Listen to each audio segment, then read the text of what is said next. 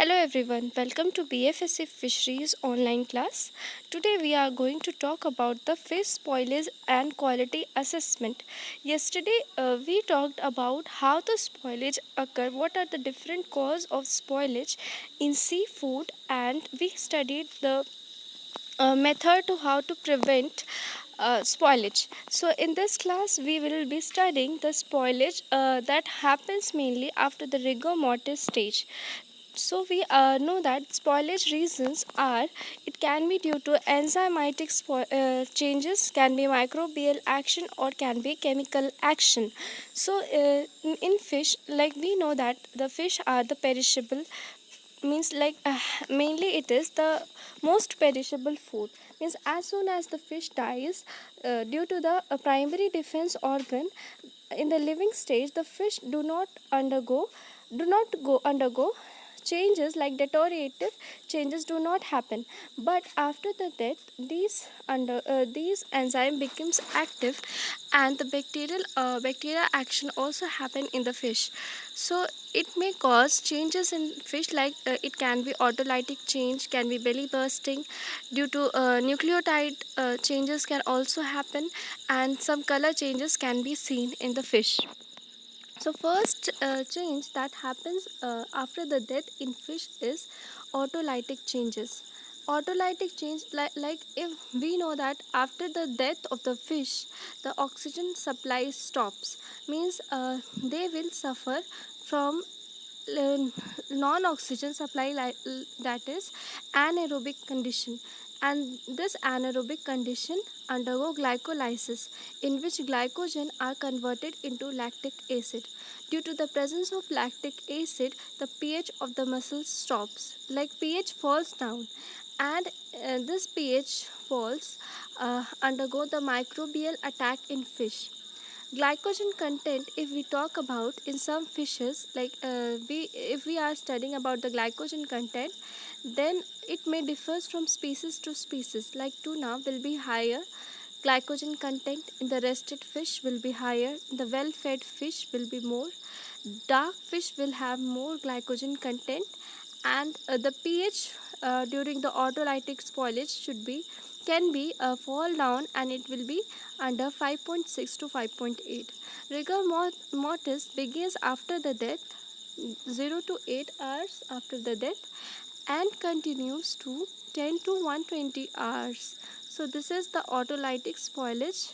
All about the autolytic spoilage we have sequenced. Then the other stage spoilage is flavor changes in fish. So flavor changes can be because of the nucleotide degradation. Nucleotide can be ATP, adenosine monophosphate. Adenosine diphosphate is converted into adenosine monophosphate, then IMP, then inosine, then ribose, and then hypoxanthine.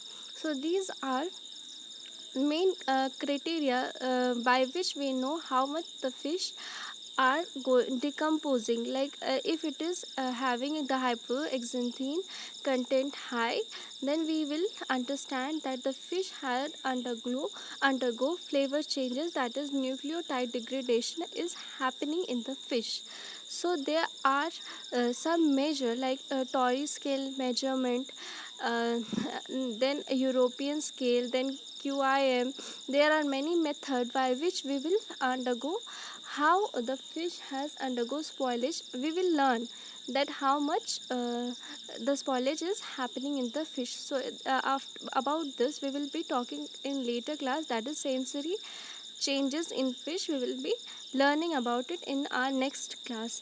And then belly bursting happens after the nucleotide degradation. In belly bursting, it is mainly because of the bacteria, and if it is the high fed fish, means like the food intake in the fish is high, then bacteria after the death of the fish undergo some kind of change, like bacteria will produce CO2 and H2, which will cause the belly bursting in the fish. In figure we can see that the fresh fish have stomach, and after the belly bursting, because of the soft muscle in the fish, because of the death of the fish this happens, and this is because of the bacteria.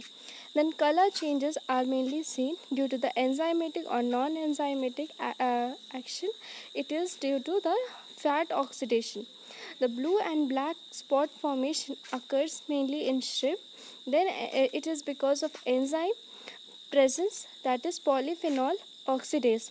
Due to the presence of the polyphenol oxidase, oxidative reaction occur, that is tyrosinase. Because of the tyrosinase, these converted into tyrosine, and it will lead to melanin formation. Melanin cause color changes in the shrimp. Mussel and lobster also undergo some kind of changes, but in that they have some difference as compared to the shrimp, because they do not have the trypsin. In mussel and lobster, they are not activated by the trypsin tyrosinase. And the prevention method for this, that is color changes or blue or black formation, spot formation, the preservatives can be sulfide preservative, and the amount which we have to apply is 0.2 to 0.5%, and it is sodium bisulfite. Then yellowish of fish flesh, a yellow color we can also see in the fish flesh, and it is because of the freezing.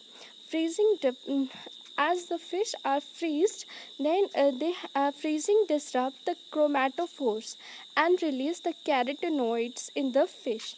And due to the carotenoid migration, like it undergo migration in the subcutaneous fat layer, which is present in the fish itself, and then a yellow color happens in the fish, or it can be seen in the fish. So this is another kind of uh, important spoilage occurs in the fish. Then is brown discoloration.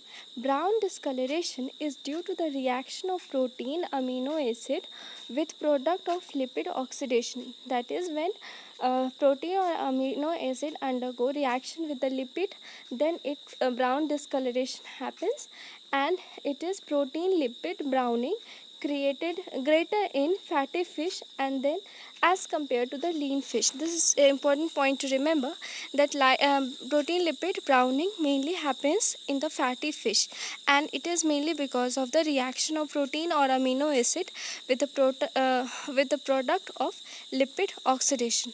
So these were all spoilage we have seen today. So we have studied first about the autolytic changes, that is the glycolysis conversion we have seen.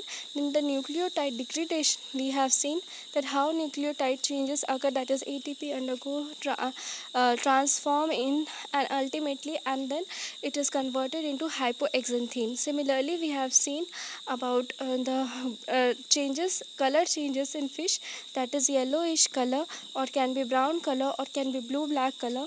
We have also seen about the belly bursting. So these were all changes happens in fish after the death, and it is mainly because of the enzymatic reaction, microbial reaction.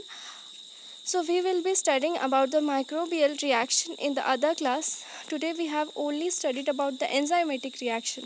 The other is to be known about the chemical changes in fish, and the other thing is the microbial changes. So stay tuned, and if you like this channel, then please do like and subscribe. Thanks for watching.